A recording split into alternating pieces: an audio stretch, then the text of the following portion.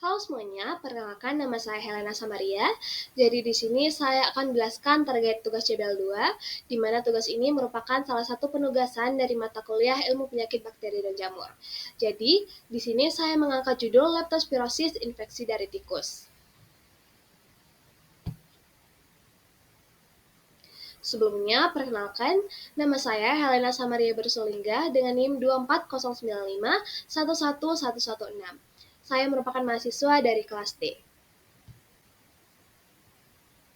Jadi, penyakit leptospirosis merupakan salah satu penyakit zoonosis yang disebabkan oleh bakteri Leptospira interrogans, yaitu bakteri berbentuk spiral yang mampu bertahan hidup di lingkungan lembab seperti di air, lumpur, ataupun tanah basah selama berminggu-minggu. Penyakit ini menular dari hewan ke manusia melalui kontak langsung ataupun tidak langsung dengan urin hewan yang terinfeksi. Tikus merupakan salah satu reservoir yang cukup sering menyebabkan penyakit leptospirosis ini karena tikus dapat membawa bakteri leptospira di ginjal tanpa menunjukkan gejala sakit. Urin tikus yang mengandung bakteri leptospirosis juga dapat mencemari air dan tanah, terutama di daerah padat penduduk ataupun daerah setelah banjir. Ketika manusia menyentuh air atau tanah yang terkontaminasi, terutama melalui luka kecil di kulit ataupun selaput lendir seperti mata, hidung, dan mulut, maka bakteri dapat masuk ke dalam tubuh dan menyebabkan infeksi. Selain tikus, beberapa hewan lain juga dapat menjadi sumber penularan dari penyakit leptospirosis ini, seperti anjing, sapi, babi, kambing, dan juga domba.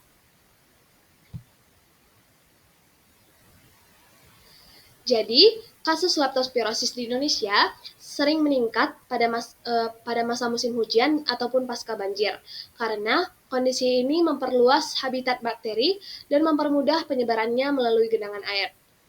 Daerah dengan sistem drainase buruk, sanitasi rendah, serta populasi tikus tinggi, seperti di kawasan padat penduduk, menjadi lokasi dengan resiko tertinggi penyakit leptospirosis ini. Adapun beberapa laporan nyata terkait kasus penyakit leptospirosis ini yang terjadi di Indonesia, yaitu yang pertama di Provinsi Jawa Tengah, di mana tercatat 859 kasus suspek leptospirosis hingga 4 Juli 2025. Selanjutnya yang kedua, di Kota Yogyakarta terdapat 19 kasus dengan 6 kematian pada data per awal Juli 2025. Dan yang ketiga, di Kota Makassar, awal tahun 2025, terjadi peningkatan dari 1 ke 5 kasus, tersebar di beberapa kecamatan. Dan masih ada beberapa kasus lain dari penyakit leptospirosis ini. Penyakit ini bisa menimbulkan gejala ringan hingga berat, mulai dari demam, nyeri otot, dan mata merah hingga komplikasi serius seperti kerusakan hati atau ikterus, gagal ginjal, pendarahan paru, dan juga kematian. Oleh karena itu, penyakit leptospirosis ini memerlukan perhatian serius baik dari sisi pencegahan, deteksi dini, maupun pengendalian faktor lingkungan agar tidak terjadi peningkatan kasus di masyarakat, terutama di daerah endemis dan juga rawan banjir.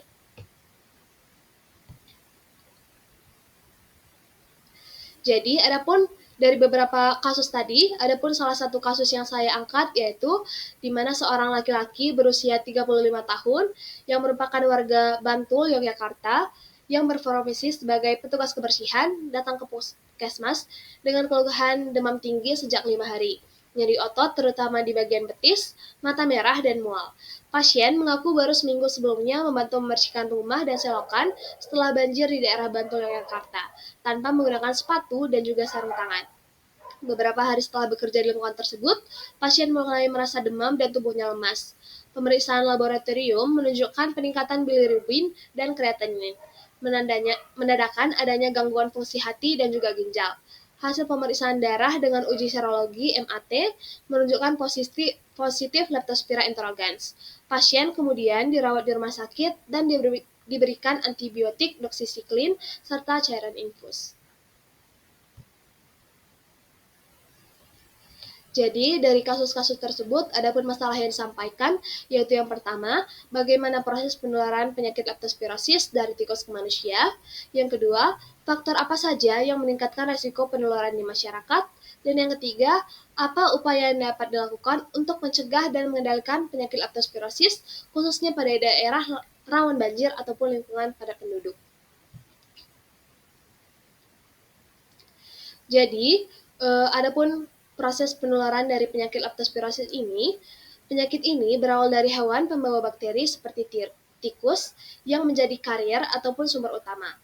Tikus mengeluarkan bakteri Leptospira melalui urin yang kemudian mencemari air, lumpur, ataupun tanah basah atau water body. Hewan lainnya seperti sapi, kambing, babi, kuda, dan anjing juga bisa terinfeksi saat bersentuhan dengan air yang tercemar dan selanjutnya ikut menyebarkan bakteri. Manusia dapat tertular ketika kontak langsung dengan air ataupun tanah yang terkontaminasi, misalnya saat banjir ataupun bekerja di daerah kotor tanpa pelindung. Jadi, penularannya terjadi dari hewan, lalu ke lingkungan tercemar, selanjutnya ke manusia, membentuk siklus infeksi yang berulang.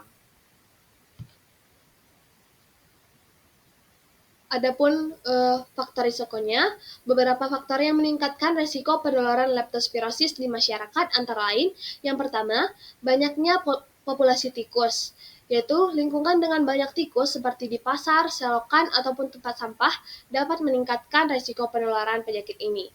Yang kedua, curah hujan yang tinggi dan banjir. Saat banjir, urin hewan yang terinfeksi bercampur dengan air dan menyebar luas. Orang yang berjalan ataupun bekerja di air banjir tanpa pelindung berisiko tinggi tertular oleh penyakit leptospirosis ini. Yang ketiga, sanitasi lingkungan yang buruk. Penumpukan sampah, drainase yang tersumbat, dan genangan air menjadi tempat ideal bagi tikus dan bakteri bertahan hidup. Yang keempat, pekerjaan dengan paparan lingkungan lembab ataupun kotor seperti petani, petugas kebersihan, nelayan, tentara, dan pekerjaan saluran air beresiko tinggi karena sering kontak langsung dengan tanah ataupun air tercemar. Yang kelima, tidak menggunakan alat pelindung diri ataupun APD.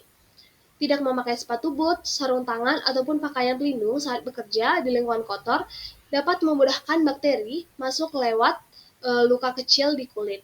Yang keenam, kurangnya pengetahuan dan kesadaran masyarakat.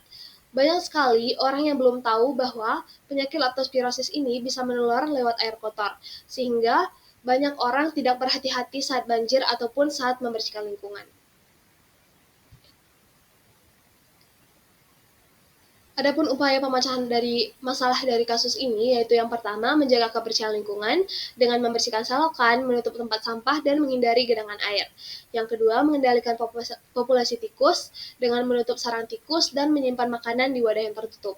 Yang ketiga, menggunakan alat pelindung diri seperti sepatu boot dan sarung tangan saat bekerja di air ataupun lumpur. Yang keempat, menghindari kontak langsung dengan air banjir, terutama jika ada luka di kulit.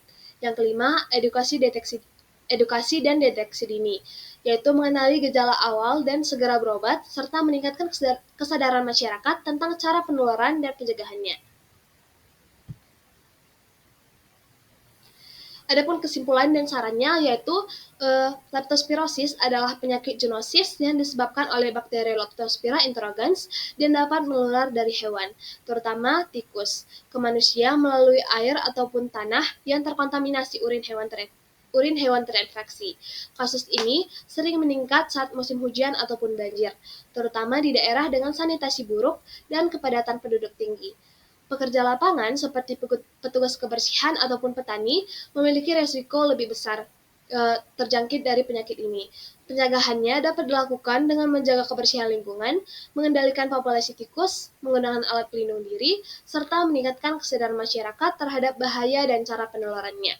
Dengan langkah-langkah tersebut, penyebaran leptospirosis dapat dikendalikan dan resiko wabah di masyarakat dapat diminimalkan. Jadi, sekian saja video singkat saya mengenai penyakit leptospirosis infeksi pada tikus. Mohon maaf jika ada kesalahan kata. Saya ucapkan terima kasih.